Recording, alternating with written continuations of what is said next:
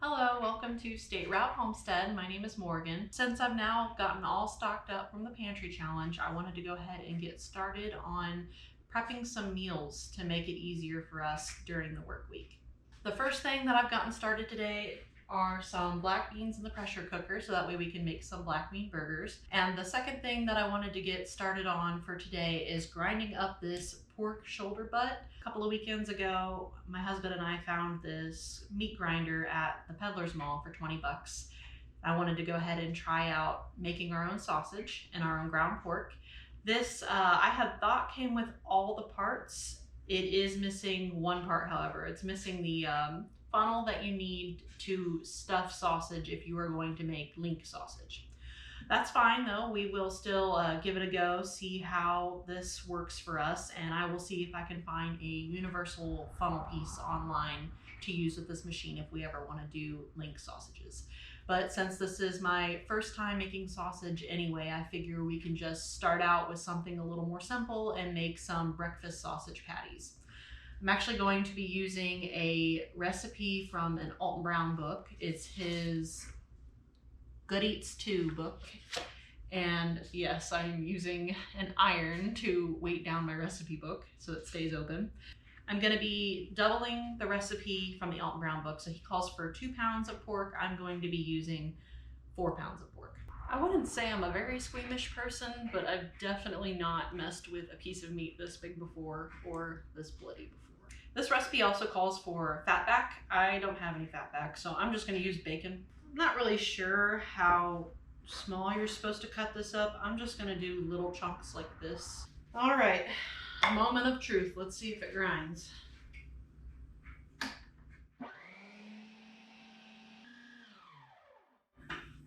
Works like a charm. That's probably the best 20 bucks I ever spent. I've been looking at them. I was looking at them online, and I really didn't want to spend 80 bucks for one just to try it, see if I liked it.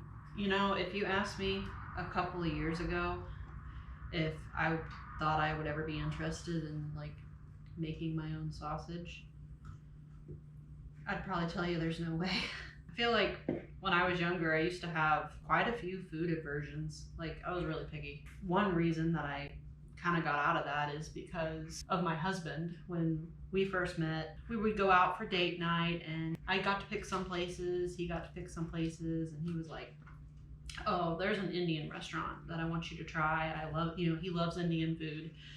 So he's like, let's go down to the Indian restaurant. And I'd never had Indian food before in my life. And I was like, okay, I'll go. Okay, fine, let's do that. Not thinking that I would really like it all that much. And oh my God, Indian food is my favorite now. And I'm so glad that he kind of pushed me to get out of my comfort zone with that.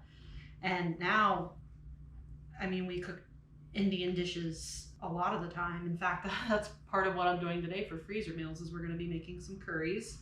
I feel like it was good for me to get pushed out of my comfort zone because there was a while there when I was younger. I didn't even eat meat for a while. For 3 years, I was vegetarian because, I don't know, I guess maybe it was because I couldn't come to terms. I kind of had a hard time coming to terms with where my food came from. I know we were showed this documentary in class about kind of the process of where your cows come from, and it kind of messed with my head. It did not show the beef industry in a very good light. And I feel like through watching some of the people that I watch on YouTube, in addition to my husband kind of opening my eyes to being more open with my food, watching people and seeing how they grow their own food and process them and treat their animals and kind of really learning where your food can come from has really made me a lot more comfortable with my food in general. Like this. I bought this from the store. It's not anything special, but that's kind of what I can afford and what I can do right now. So that's what I do. And I'm learning. If I ever got to the point where I had my own animals to butcher or to grind or to whatever, I would know how to do that. So I feel like starting now, even if I can't get the best quality meat ever, is a good thing. I know that was kind of a ramble, but I'm feeling kind of chit-chatty today. I guess my main point for this ramble is really, I feel like we could do a better job teaching kids and just people in general about food and where it comes from.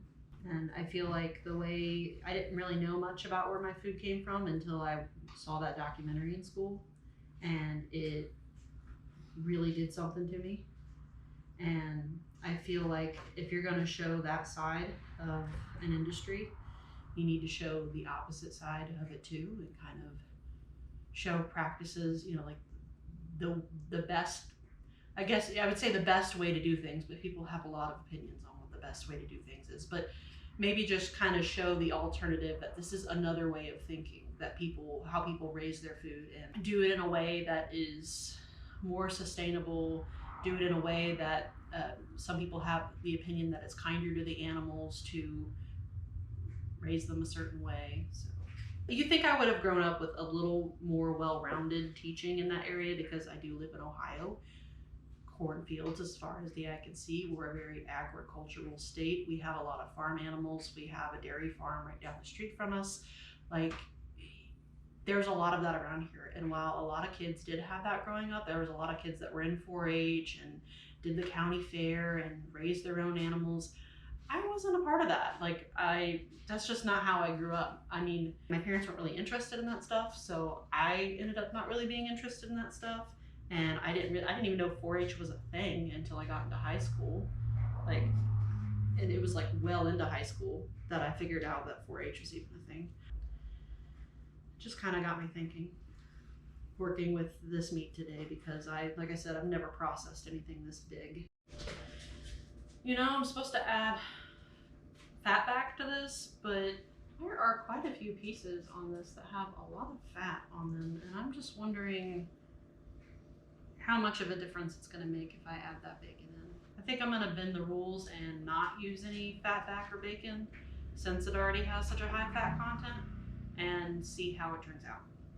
Okay, we're all done grinding up all of our pork, and I got it cleaned up a little bit, but now we need to clean the meat grinder.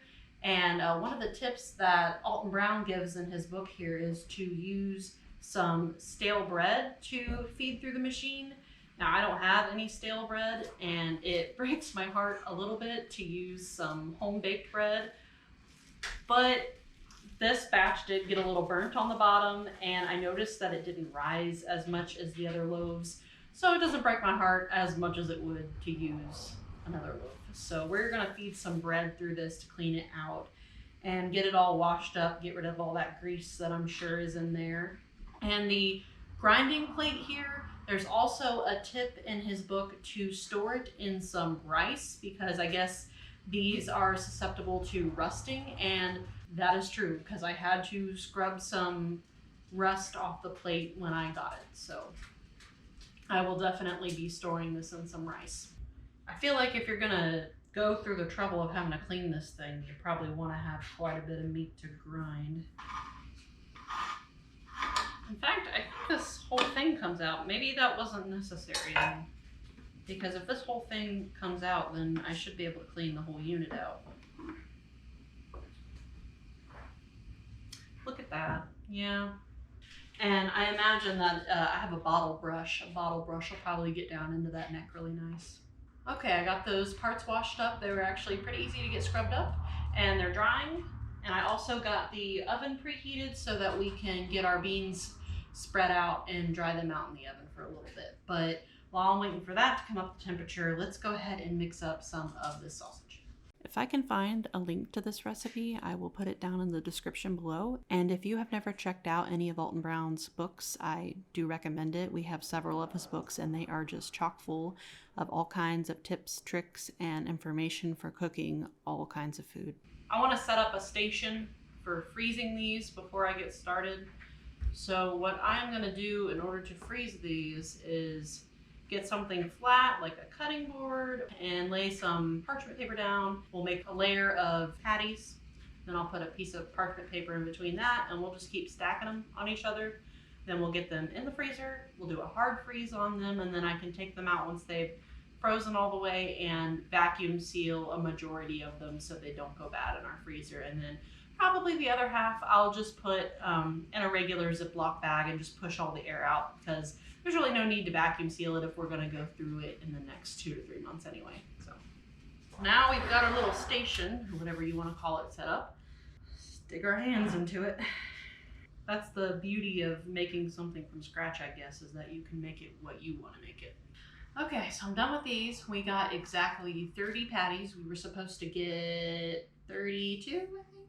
Yeah, we were supposed to get 32 with this recipe, and we got 30. That's pretty close. So I'm gonna get these in the freezer, and then we're gonna go ahead and spread our beans out on our baking sheet and get those drying for the black bean burgers that we're gonna make here in a bit. And with the rest of this meat, I'm going to fry up 4 meals worth of pork taco meat that has like a special sauce. It's actually a recipe from HelloFresh, so I will use that recipe to make us some pork taco meat. And then once I get that going, we'll take the rest of this meat and measure out 10 ounces, which is how much we both eat for one meal. And I will vacuum seal that, roll it out like I do all my ground meat and turkey and stuff, and vacuum seal it, roll it out flat so we can freeze it in the freezer nice and flat. Alexa, set an alarm for 10 minutes. 10 minutes, starting now. Alexa, how many pounds is 60 ounces? 60 ounces is about 3 pounds, 13 ounces. I love having Alexa in the kitchen for me for that. It's because sometimes when you're doing so many recipes, you get foggy brain, especially if you're like doubling them or tripling them or anything. Having her ready to tell me what the multiple of something is or convert a unit for me is really nice. And that's pretty much all I use her for. I use her for music, and I use her for reminders. So like for the oven, I use her for music, for the oven, and then to convert units of measurement for me. That is our 6 meals worth of pork taco meat. So I'm gonna get that in the Dutch oven cooking down. My husband will actually be coming in here in a little bit to start on dinner. We were watching a Cowboy Kent video last night, if you've ever seen any of his cooking videos, and he was making a fried chicken sandwich, and we saw that and we were like, we gotta try that recipe. So my husband actually did the marinade this morning, and he's gonna come in here a little later and get started on cooking us some chicken for dinner. So if you see him bopping around in the back, that's what he's up to. Our beans are done, so I pulled those out, and now we are ready to get this divided up. Oh, I guess I had it up too high. There we go.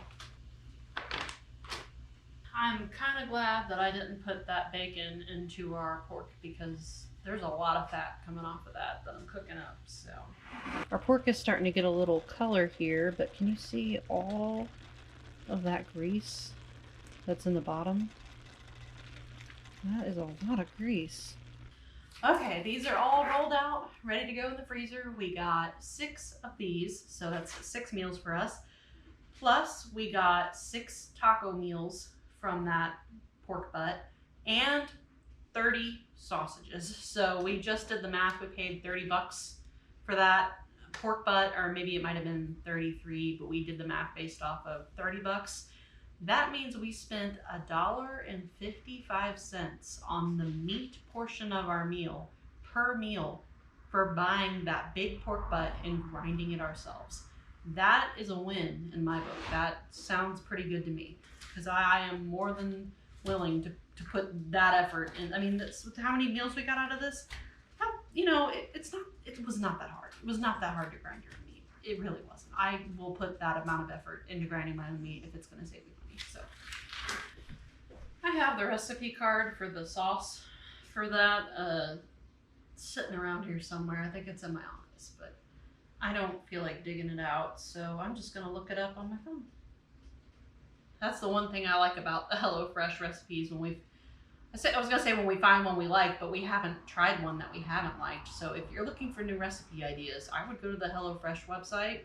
There is it's kind of hard to find the recipes, because they have them all posted, but I imagine they don't want people finding their recipes. because then you could just make the kits yourself, which I've done before. I've made my own HelloFresh meal kits. And there is a little spot on the website where you can actually print out the recipe card. And that's what I do a lot of times is we'll find something for if you need new recipe ideas. Like I said, every single one that we have tried so far has been phenomenal.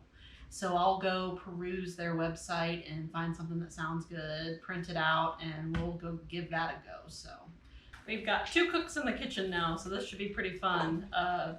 All I'm doing is waiting for that meat to brown up so I can add our sauce, and I think I'm just gonna kind of step back for a minute and kind of let him do what he needs to do to get dinner done. And that way I'm not in his way too much.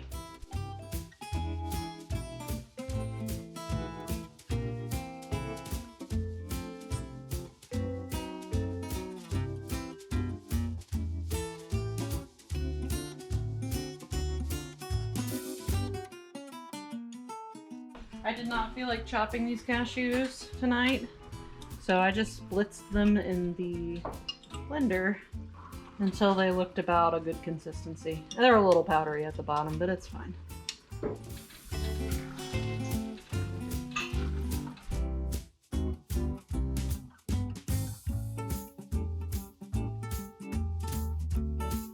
So we just got done cleaning up after dinner, which was delicious, and now what we're gonna do is get our pork sausage divvied up into freezer bags, put those in the freezer.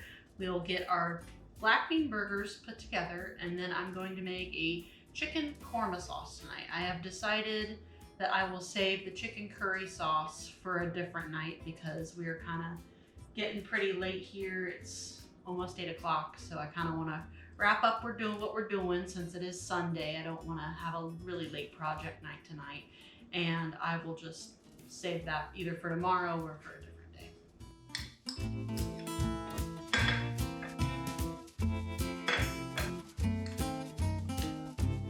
All right, we got those in the freezer, so let's get these black bean burgers put together. These did get a little bit drier than I wanted them to, but that's okay. We'll add a little bit of moisture if we need to. Now we gotta get our onion, garlic and pepper mixture in here. What are we doing now? Oh yeah, we got our recipe over here because it's got a long list of spices that are in it.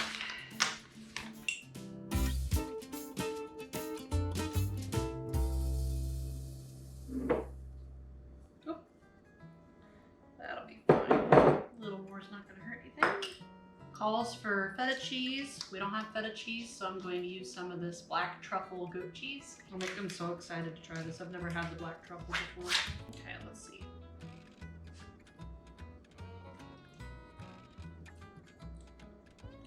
I've never had black truffle anything before. That is not what I was expecting. Ooh. Ooh. That is strong. Ooh.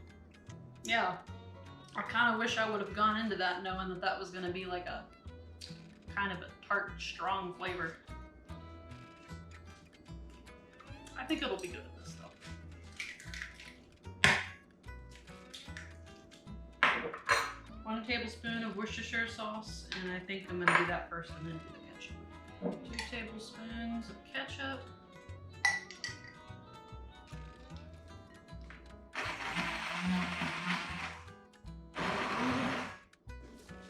Oh my gosh.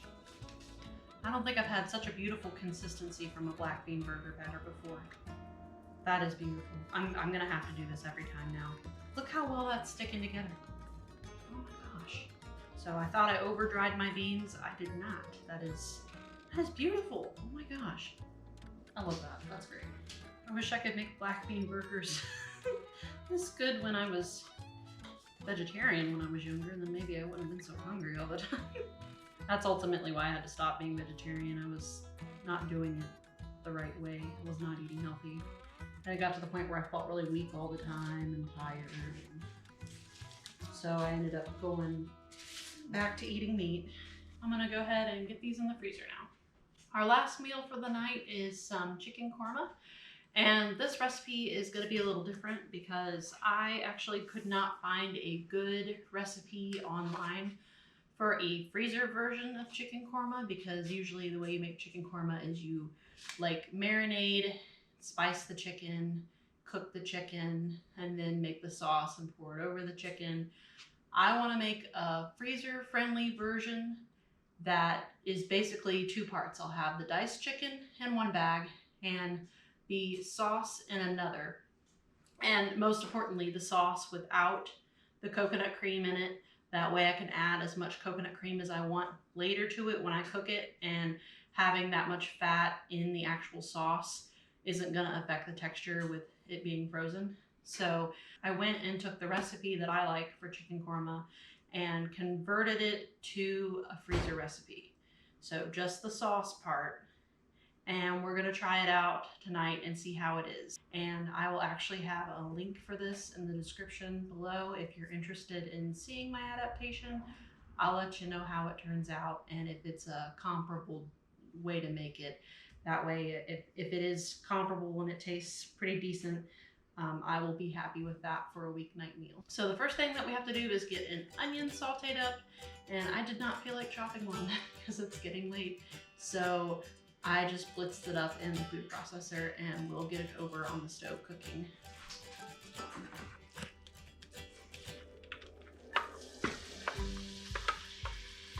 This recipe actually calls for green chilies. I don't have the kind of green chilies that this recipe calls for. I have garden green chilies. These are serranos and jalapenos. I'm gonna use a serrano pepper. Like I said, not the right kind of pepper, but it's gonna work for us tonight, and this is what I have, so this is what we're gonna use up. Now that is about as much color as I want on these onions right now. I could get some more color on them tonight, but I would really like to just get this done. Technically, I should take these out of the pan too and separate them, get them into a blender, but I'm gonna blend my sauce up with an immersion blender in here. So instead, I'm just gonna go ahead and push these to the side of the pan up here where they can't get cooked too much more, and we're gonna toast some spices down in this part. That way we save ourselves the trouble. A couple of these spices I'm improvising, like really you want to toast whole spices, but I cannot find my whole clove, so we are going to be using ground clove. And I'm not gonna measure, I'm just gonna sprinkle in. I'm pretty sure I burnt the crap out of that. Yeah, it smells kind of burnt. And that is probably why you do not toast ground spices. I'm actually gonna try to take some of this out and we will add that back in later.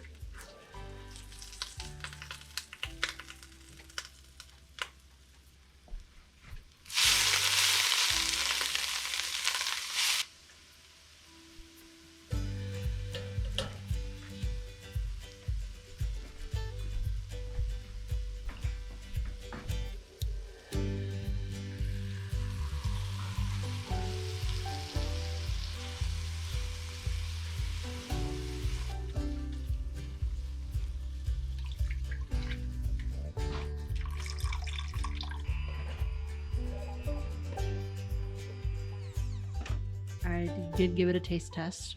Tastes perfectly fine. Doesn't taste burnt, so I'm happy about that. Okay, we've got our chicken korma sauce all bagged up, and I've got some diced chicken ready to go in the freezer. And I actually think I am going to leave one of these out, and we will just have this tomorrow for dinner, so we can try it out and see how we like it. So I will let you know how this tastes. That is it for tonight. I am gonna pick up the rest of what little bit needs picked up, and we are headed off to bed. So I thank you so much for coming along with me today, and I'll see you next time. Thanks, bye.